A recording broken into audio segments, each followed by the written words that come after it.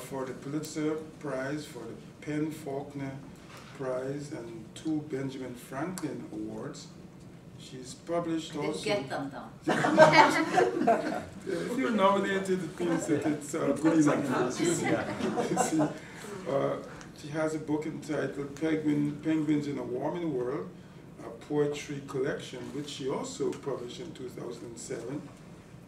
And from that collection, 3 poems were nominated for the Pushcart Award. Her book, first book published by Columbia University Press, entitled No Return Address, a Memoir of Displacement, was awarded the YMCA Prize, Writer's Voice Grant for Creative Nonfiction in 2001, the Wayne State Board of Governors Award, and the Arts Achievements Award in 2002. Also to her credit are 3 poetry chapbooks, Sidereal and Closer Grief, that's one. Through the Straits at Large, Through the Straits, it's another, At Large, and Evidence of Spring. Then she has a detective novel entitled Missing Members, as well as over 200 poems and short stories, one of which was nominated for the 2006 Pushcart Prize in Pushcart Prize. And these are published in several literary magazines. I'll just read a couple. The Rambler, Muddy River Poetry Review, Mascara, Poetic Diversity, and so on. Her scholarly publications include a book of literary criticism entitled The Symbolic Method of Coleridge, Baudelaire, and Yeats, and over 30 scholarly articles and book chapters on literature, theater, and film.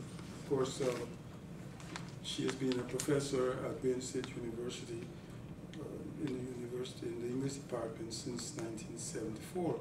And I am, as director of the Humanities Center, I am exceptionally grateful that this very distinguished person has graced the Humanities Center with her involvement in our work. This continues a streak of, I think, over 7 years that Anca has presented in our Brown Bag series. When we had to postpone her talk earlier in the year, I was anxious to let her perform because I didn't want to break the streak, and the streak continues.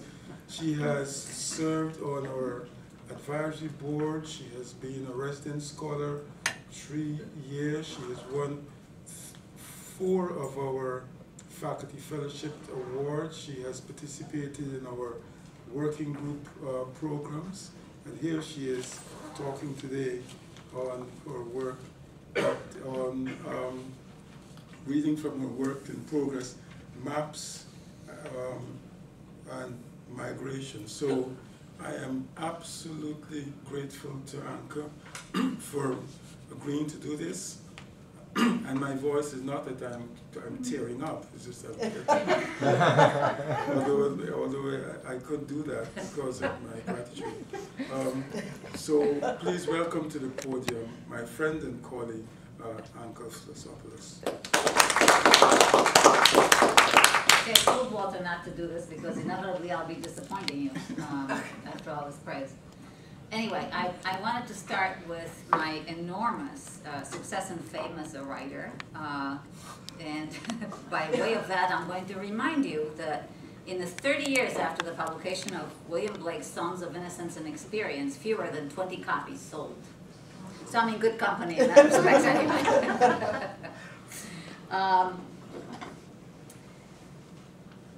I'm going to read a quotation from Dava Sobol, who is, as you know, a writer, a historian of science, who wrote the book called Longitude, and she also wrote the book Galileo's Daughter.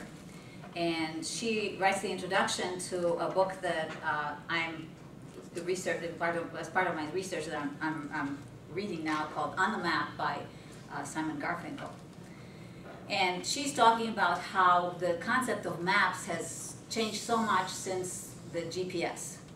because all of a sudden, instead of looking at a map in its totality, we're looking at a map from our point of view, and we are the center of the map. We generate the map. Our position on the globe generates the map. And this is a very different conceptual view of the world than we've had before. It's sort of very, you know, people talk about Eurocentric and ethnocentric and all kinds of things, but this is just egocentric, the GPS that we use now. However, she says, only a map can give me a sense of where I'm going. If I fail to see before setting off whether the destination is shaped like a boot or a fishtail or an animal hide, I will never gain a sense of the place once I'm there. And I'm going to go back in time, a very long time ago, with Eratosthenes and Ptolemy. Eratosthenes was one of these extraordinary original minds who was kind of picked on by his colleagues at the Library of Alexandria as a second-rate mathematician, although he is the first to have calculated with extraordinary accuracy, given the measurements of the time, the circumference of the Earth. There was no question at that time of the Earth being a globe. The notion of ellipse came in later, and it was subject to a huge debate. But that it was a globe was known to the ancient Greeks and to the scholars working in consortium at the Library of Alexandria, putting together measurements and maps and so on. The measurements were using the celestial bodies and angles of reflection in order to arrive at latitude lines and to some extent longitude, although because there was no Greenwich Mean Time, it was very difficult to correlate the longitude accurately. But it was at this time, at the Library of Alexandria and the incipients of these maps, that people put in the two tropics and the equator. So all these imaginary lines began to be written on the globe. Then, of course, we had the burning of the Library of Alexandria, and then another couple of burnings of what was left of the Library of Alexandria. So all this ancient knowledge was submerged. Some of it went underground because there were copies in other parts of the world, but primarily this whole center of learning was decimated, if not completely destroyed, by how shall I put it, religious bigotry. So we had to start afresh. And what happened was that replacing this notion of a knowable globe through rational measurements that could be verified by other scientists and mathematicians, we went to an image of the Earth as an allegory of our lives on Earth, so that the maps that were produced subsequently in the years of scholasticism and subsequent times had to do with the Earth representing the body of Christ, for instance. The heaven and hell portions of the map being represented on there, and the journey being a pilgrimage. So the accuracy of the maps in terms of navigational and exploratory value decreased considerably. And they're based on primarily Christian dogma and myth, although other religions got in too in this respect. And there was St. Brendan's Island, for instance, on the map. There was Prester John's Empire, the four corners of the Earth, so we're back to a flat Earth theory. The mountain of purgatory, on either side of which rose the sun and the moon. So all of these were featured on the maps. But then, because in the 14th century people started getting restless, as they usually do, and this is part of the human migration, they want to go somewhere else. humans have never been known to stay put, otherwise we'd still be in sub-Saharan Africa, most of us.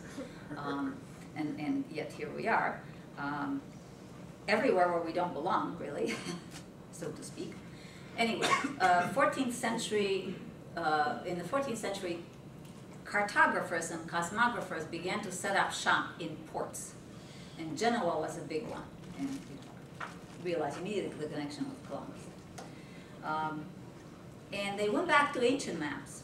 They sort of subverted the Christian dogma stuff. And they went to ancient maps in order to map for accuracy so that they could sell these things to people who were off on sailing voyages. They went back to the Roman Empire maps in order to map, again, this is related to religion, but they wanted road mapping accuracy for the pilgrimages throughout Europe. And the Romans had very good road maps, even though their notion of the world was not quite as sophisticated as the one that had preceded it. The problem, of course, with flat maps was that they distort. The latitude issue becomes a really important one. And it took till 1569 when Gerardus Mercator, as we pronounce it, wrongly, but nonetheless, I'm going to go with that for now. Kills me to say that. Anyway, it wasn't his birth name anyway, but so we'll go with that. He was able to use a mathematical projection to be able to, for the first time, to put the globe on a flat surface with some distortions, but not the huge distortions that had been there before, and to give people a much more accurate idea. So Mercator's projection is something that is still being used. We've advanced in terms of map making a great deal, but that's still the basic concept. Where the projections become more and more intricate, more and more accurate, more and more technical. So then we get into the great ages of navigation for war, conquest, colonization, mercantilism, and scientific knowledge. And we get to Nathaniel Bowditch, and I want to thank the Humanities Center for having given me a residency in which I was able to do a lot of research on Nathaniel Bowditch, which is proving very useful for this. Nathaniel Bowditch was a mathematical genius. I'll give you a little more information about it when I read. And he published something called the American Practical Navigator in 1802, and paid out of his own money to publish this other volume I'll talk about later. The American Practical Navigator was the first introduction of charts, of coordinates, of sextants, chronometers, and whatever, azimuthal angles and so on, that allowed ordinary sailors, not just the captain, to go down the table and see the two coordinates and say, this is where we are. Up to that point, those kinds of calculations were available only to the captain. So for people to mutiny, sort of like the bounty, you don't know where you end up, and basically you're going to die at sea without water, because you don't know how to get anywhere. His maps, he was born in 1773, so almost with the American Revolution. So he revolutionized navigation and introduced this practical navigator, which is still used by the United States Navy. Now, of course, it's been much supplanted by radar and by GPS. However, we have ancient maps that show some cognizance of other living things on Earth besides our desire to conquer. So that there's this charming map of Massachusetts that I found at the Library of Congress that shows Massachusetts with a gigantic turkey in the middle of the state that is about the size of Cape Cod. And on the far northern coast of Massachusetts, there's a cottontail rabbit that is about half the size of the turkey. And there were maps of Africa where, you know, instead of saying terra incognita, they would put an elephant there or a lion. They knew those animals lived there. And, you know, in lieu of knowing what was there, they know, well, undoubtedly one of these animals must be there.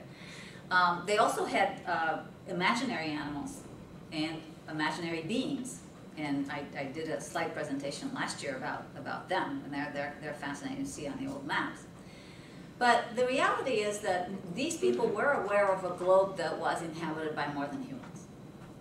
As we get into the technical age where, you know, the Mercator's projection is put into effect and the maps become more and more accurate, and they're very useful, much more so than the old maps that were so fanciful and beautiful to look at, they also erased the bio from the geosphere.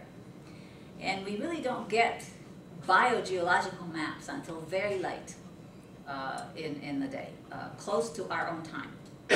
That's when we begin to see maps that show migrations of humans for anthropological and archaeological knowledge, as well as disease dissemination and population distribution, and so on. At the frontispiece of this, on the map, the book that I was talking about,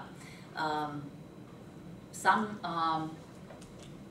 graduate student working for a geographer decided to map Facebook points on the map of the world.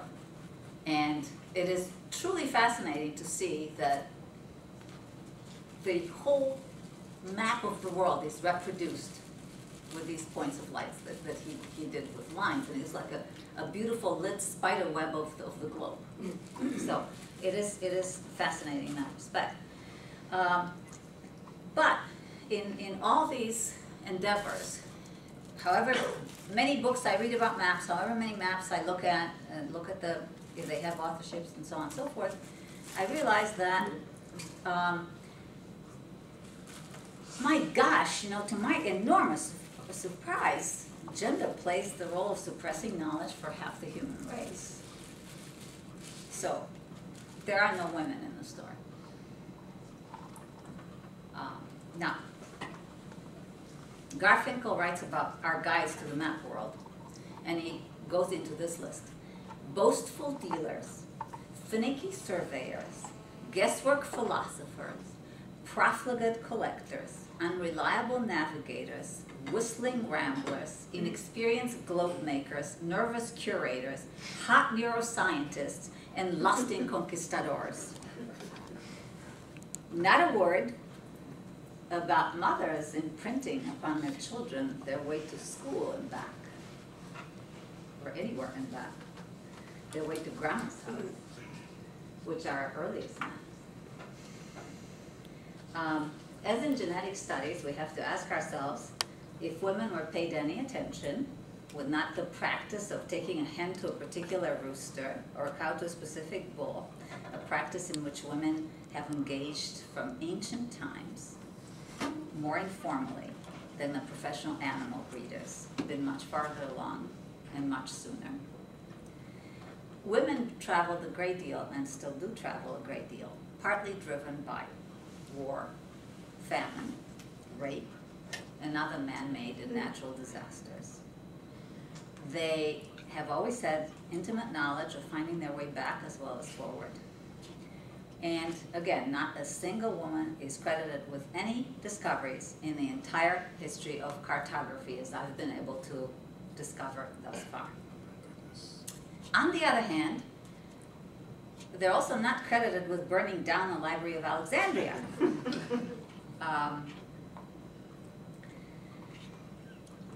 Presently, a lot of scientists mapping the world through migration routes are women. And I hope that their entrance into the field will reform our notion of the globe as vacant land, which is the sign that a realtor in Grosse Pointe put over this property that doesn't have a house on it between two big mansions on a street called Lakeland, where things have been allowed to go a little wild, which freaks out people in Grosse Pointe, of course.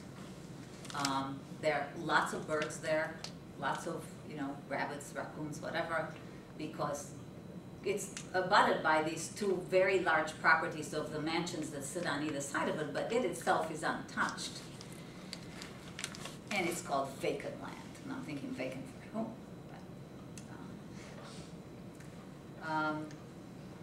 I've watched the gathering and dispersal of migrant bird species on this property for a long time. There's a phrase that caught my fancy while I was reading, which is Earth's invisible economy. And we have the fact that since the 1970s, the Earth has lost 30% of its biodiversity. Human population is outstripping the planet's resources. And the most effective method of birth control found so far is the education of women. So that's my little sermon for the day. And that's what I found in my research. And now I'm going to go to the poetry. And I'm going to start with sort of an overview called Edge Gilt, and it's spelled G-I-L-T, because these ancient maps are very beautifully decorated. Each map shows intent. Someone's wanting to know, to mark, to challenge, smooth successor's progress, draw puff-cheeked gods and cannibals, make it eye-popping pretty. In postmodern jaundiced eye, all guilty, hiding, blanking details, too intricate for the large picture, global erasing local ways. Civilizations we keep finding because we won't believe, like a mousse layer cake, brown, white, beige, spongy, deliciously compact, perfect in texture, all oozing sweet salt blood, upon an under crust of hardened lava flows, mud sediments. Each makes maps to place on bark, parchment, sheepskin, cave wall, reaches of habitation under a shifting but immutable firmament, eager to pass that image on and on through human fires, Carthage, Alexandria, inflamed heathens, Christians, Jews, Muslims, fascists, communists, evangelicals, just small minds, till we, each time, from mere stories, rumors, sailors' yarns, set out again to patch up our altering sphere.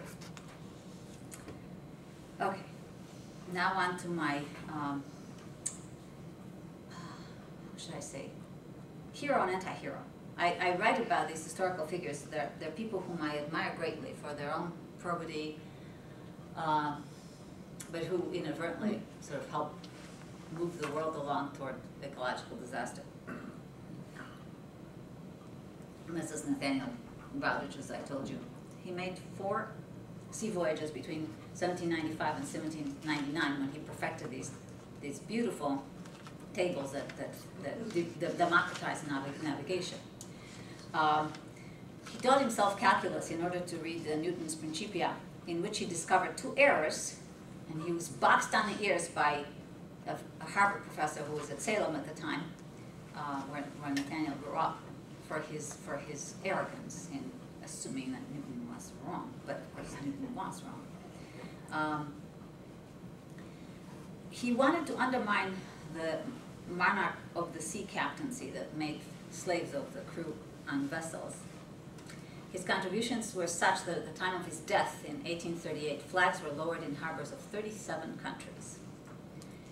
He married, in his young age, married a woman named Elizabeth Boardman, and she died 7 months after their marriage while he was at sea. That's relevant to what I'm going to read. And then there's some other stuff about how he saved Harvard from bankruptcy and earned vilification for his discovery of corrupt practices. I can't imagine that in an administration. Okay, so when I go like this, it's because I'm not going to stop in a poem and say quote unquote. Okay, so when I go like this, it's Bowditch's own words. Dead reckoning. And I mean the word dead, because what this led to was a lot of death. To Nathaniel Bowditch, author of The American Practical Navigator. It's in his voice. Hard against my skull, planks speak of wood snagging clouds, storm-worried sails, those mornings when sweet thrush pierces heartache's armor. But here on largest ocean is a crystal bowl over swells as gentle as a babe's sleep. I cannot take time to love these myriad lit worlds calling to my eyes. I must turn on my side, take out sextant, scribble in luminous dark, my inscriptions, the pencil marks and lines should not be needlessly numerous, heavy, or long. Triangulate, longitude equal to the hour angle of the celestial body from the prime meridian. Then leave this languorous air that licks my fingertips as if I stroke the siren's skin, pencil slipping, rolling not far off, for foul below deck, and my calculations, altitude, azimuth table, so precise, each simple sailor, no longer enthralled to monarchs of the seas, will find, rid of all doubt, true bearing. And the second one is called Celestial Mechanics, and through his tables, Nathaniel Bowditch was able to map accurately Marblehead Bay, which is a horrible bay to sail into because it's full of rocks and shoals and whatnot. And he came back with his crew from having been on this very long sea voyage, 3 years away, actually 6 months away. So that's when he found out his wife died, the second voyage. And he sailed into a winter whiteout fog and into Marblehead Bay. And he managed to do it through his calculations without being able to have any sight into this. So, celestial mechanics. Night sky battened down, impenetrable tarp. Marblehead Bay, teeth bared, waiting for one minute miscalculation. Every man among you's read the chart, knows the course. Each ascent voiced from faces blurred, whiteout fog. On land, ship rose a moment between blasts, vanished. Salem men shook their heads, knowing the morrow, Christmas, would find them dragging bodies out. No lights of merriment to guide her in. Puritan eve and day of Savor's birth reduced to only the other side coin, sorrowing his earthly ends. No joy to greet his coming. Bowditch saw all his men safe, shivered the night long among deserted finery, his heart's darling dead, less than a year after the wedding day. Mother, 3 brothers, 2 sisters, baby, long cold beneath the earth.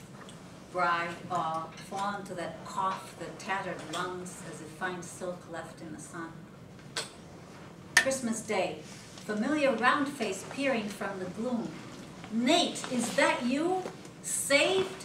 Speak, or I shall think you a spectre come to upbraid our cowardice, none brave enough to push out in peace soup. God's immutable laws governing celestial bodies and pure mathematics trumped nature's worst. But he said, "'Tis I, in flesh and blood, all men from the Eurydice live." This is my stuff about animals now. This is called Duck Economies. Technically, I'm so inferior. Binoculars, expensive for me, still under 500. Scope only a child's toy, reward for 35 years teaching. So I mostly, with frozen hands, watery eyes, guess at beak color, wingtip, ringed neck.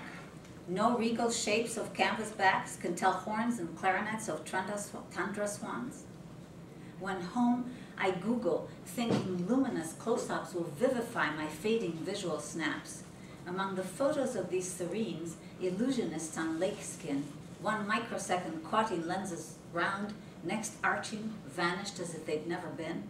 I see shots of children triumphant, high-tech guns slung over shoulders, holding aloft dogs' jaws clamped on lifeless bodies, sea carcasses accompanied by game cooking tips.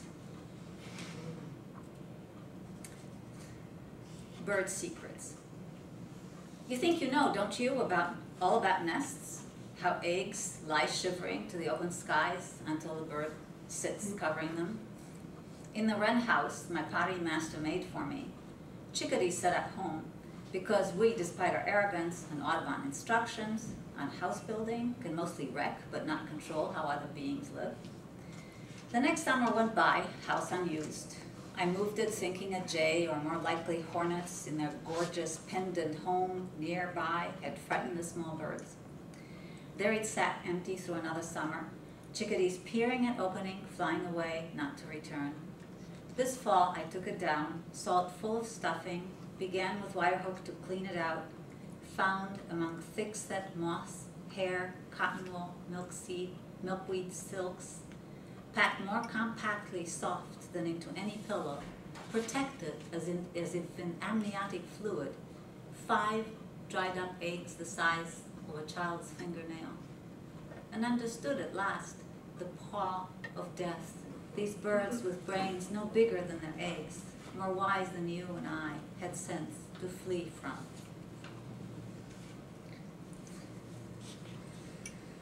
Campus map. Walter disclosed. I started teaching here a million years ago. And so this is sort of a little trip through time at Wayne State University. Campus map. Not a Google or MapQuest, this. Etched along neurons, synapses, other labyrinths of that organ that, like the others, begins its sloughing off. From the time I embarked toward knowing, like my Ithacan ancestor, though unlike him not forced to it, but eager to see sails fill with wind, since for me there was no throne to grow cold, to now, as I edged toward redundancy, this campus has shifted from leftover gardens, homes here in the city's innards, land gobbled up by the other city of knowledge, pumped up with endless youth flow, war's end ecstasies, where old viburnums still skirting the library hid, fed ovenbird and thrush, where the youths poisoned for us, jewels fed cadbird, cardinal, huge cottonwood held kestrel camouflaging razors, to what we have now made, paved, manicured, monocultured, overtrod, electronified, all but this dusty candy wrapper strewn corner of parking lot where chipping, white throat, white crown, song, still flits in and out of broken, forgotten, fighting for Scythia's conifers.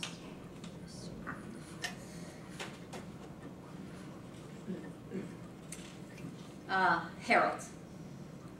I'm trying to cover a lot of words here. This November afternoon winking like a new shiny penny from the grass, alarm systems go off. Clothed in soot silk, crows crack open the mild air, the small birds stake up sharp trills. Against unruptured blue of this rare sky, I see her outlined in carnadine, hawk death plaining, indifferent, or so it seemed to all those large, small cries, a desolation sure to come. She soars in her fierce raiment, disappears toward sinking sun. Jay, atop the naked sycamore, will not give up, unwilling to the last to bow to what? These arthritic leaves, surgery altered trees, we acquiesce. And I have, I promised in my project that I would do non-charismatic species as well. So this is about turkey buzzards that some people don't like, that I think are, but I'm interested in all birds, so to me it's all the same. Highway song. Quicksilver runs across like sandaled girls, these leaves, cottonwood poplar, playing blind you mirror at the edge of concrete car, tries to eat faster, faster to make it end. Above copses, guarded by columns of slender nymph aspens, burly oaks, fraternity of vultures, unraveling wings glides, writing on air, latest obit. Okay, so I'm going to preface this by saying that for me this was the summer from hell. Bob knows, because he was in hell with me. And was the leader. And we're still somewhat in that hell. And some of those hellish people are right above us. So send bad vibes to them and good vibes to our side. And I tried to make a comparison between them and rats, but it didn't work out. So, Then they came out. It was the summer of the rats. Homeless from road work, new pipe laying, water cut off. They came to drink from sprinklers, feed on fallen birdseed. Some showed up sleek and brown, but for the tail not unpretty. Others poisoned, grotesquely disproportioned, green blood oozing, squashed by passing cars, or long yellow teeth exposed, sprawled on sidewalk. My friends, one swollen from manufactured poppies to ease her into a world I think she did believe in, the other under plastic, breathing only one element until no more.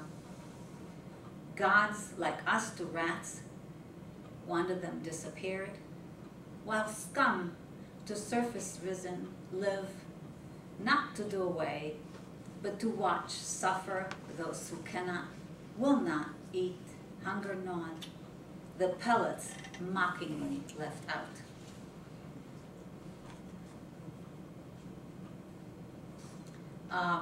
And the lesson I'm going to read now is called Wind Effect, and it's, as you'll see, fairly current.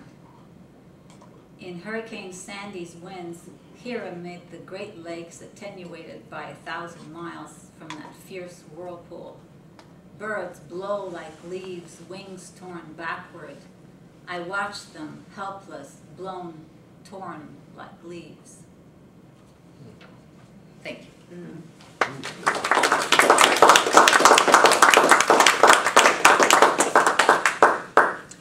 We have a couple of minutes for questions, comments. A comment and a question? Yeah. I think it's Simon Garfield in the book.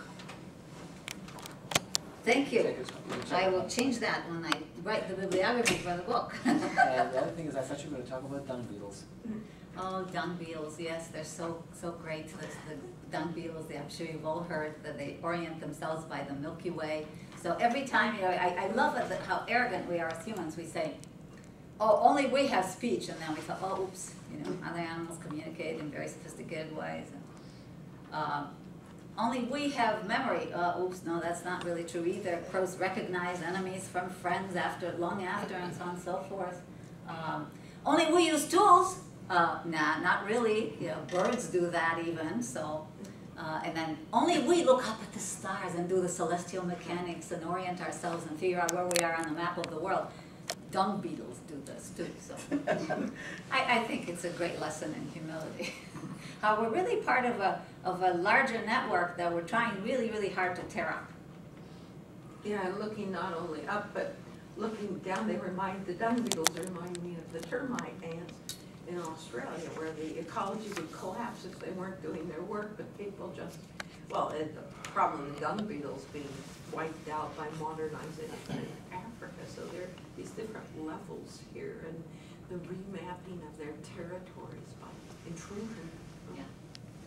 Part of what I'm trying to do here, and I haven't really gone into some of the poems that I've written about this, because they're sort of still in progress, is that I'm going to talk about migration routes that are far more ancient than any maps that we've ever written, that we've overridden with this other stuff that we've done.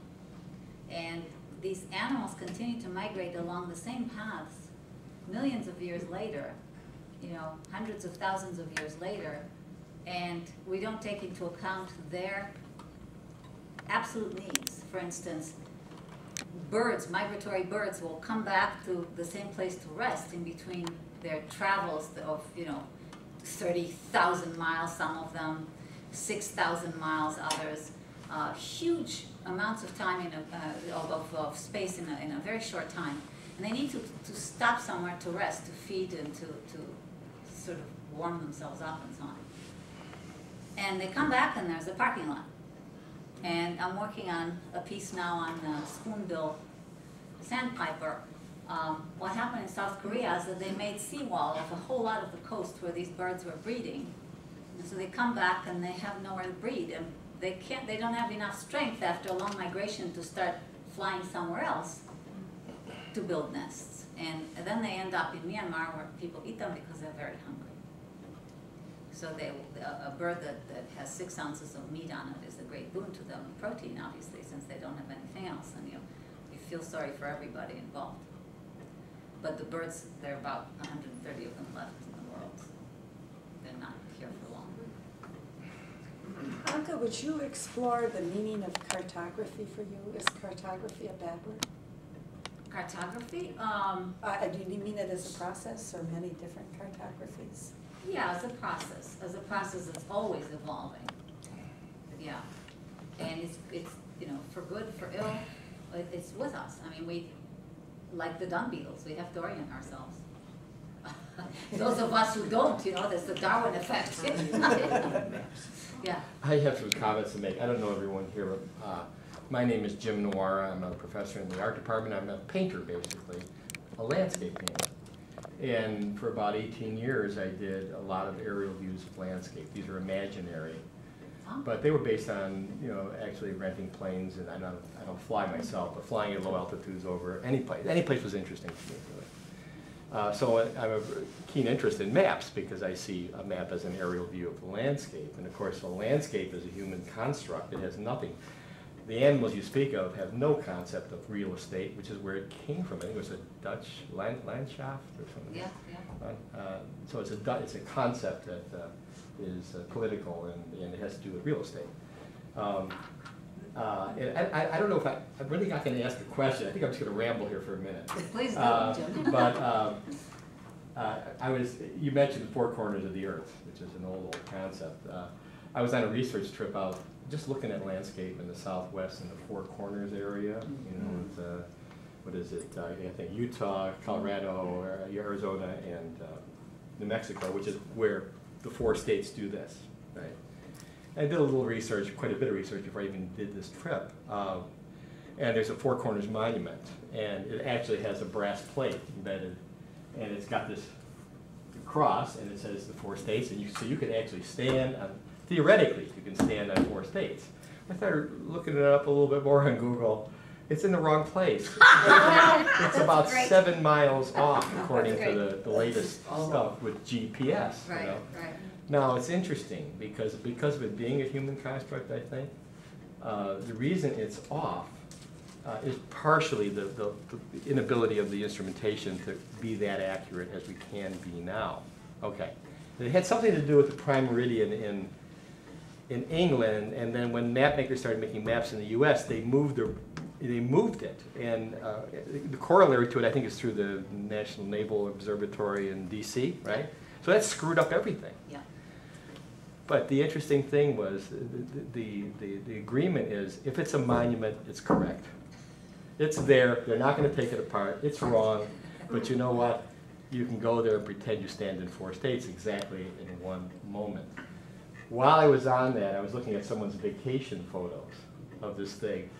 I started laughing because someone had brought some fake dog crap and they put it right on this cross and took a photo of it. I just thought, well, we're Americans. And the comments about our superiority in terms of language and knowledge and understanding and not giving other creatures their due in this world, we are much more prone to blame the aliens for almost everything. I mean, we won't give any credit to a bird or an animal, but it's so much more fun to blame the aliens, and that's what we do. So, but when I hear about all these wonderful things that are being discovered by archaeologists, and you realize these folks were just a lot smarter than we're giving them credit for, And it's fun to fantasize about this knowledge being presented to us from some galaxy far away. I don't think they'd be interested in us personally if they were coming this far to do that. They would say, well, it's a minor life form. Yeah, there's some pod scum down there. That's let's get at better places to go in the universe. It's a big place. So. But anyway, I enjoyed your talk very much, and it personally because it had a lot to do with things I'm interested in. Thank you. Thank you. This whole thing about migration also infuses the discourse about species, because you hear stuff about invasive species, and there's a whole lot of animus against animals that didn't come here by themselves. Some do. they manage, swim large areas and so on, and cross oceans, but most of them really don't want to escape the habitat that is good for them. They generally go on these as the migratory birds because the environment is no longer suited for them. But starlings were fine in Europe, and at least they were doing well. They didn't need to be here.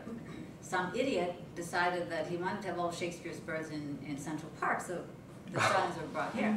So now there's this whole hatred of starlings, and you think, well, did they want to come here? Did anybody ask them? It's like, you know, people being brought over, you know, for servitude or whatever, or slaves, you know, they didn't ask to come here.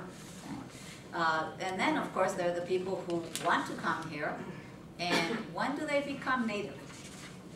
Because a lot of these bozos running around talking against recent immigrants are themselves immigrants, after all. I mean, they don't have any kind of affiliation with the whatever native humanoids walked this particular continent. So where are your credentials? You know, they're asking Obama for his birth certificate. Where is their ancestry that allows them to call other people immigrants?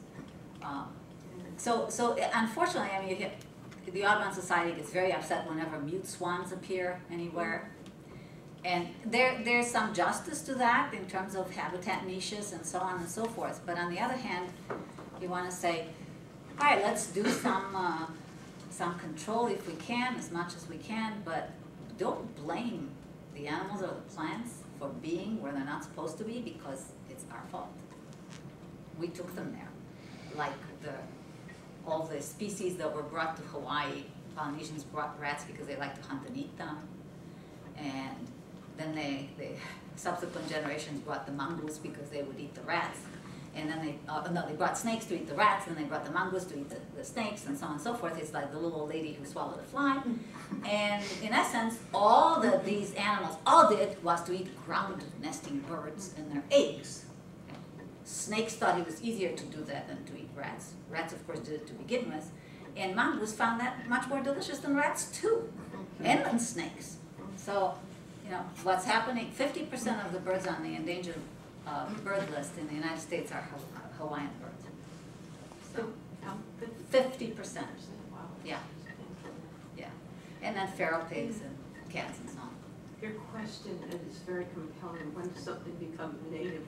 A few months ago, I was asked to do an external evaluation for habilitación, for a career stage process that's comparable in time to our tenure promotion system for the Swiss Technology Institute in Zurich. And the candidate was doing a species invasion. He's in the field, and I was asked to evaluate his transdisciplinary collaborative research. But what was such an eye-opener to me was to see how the paradigms have been shifting over time in sustainability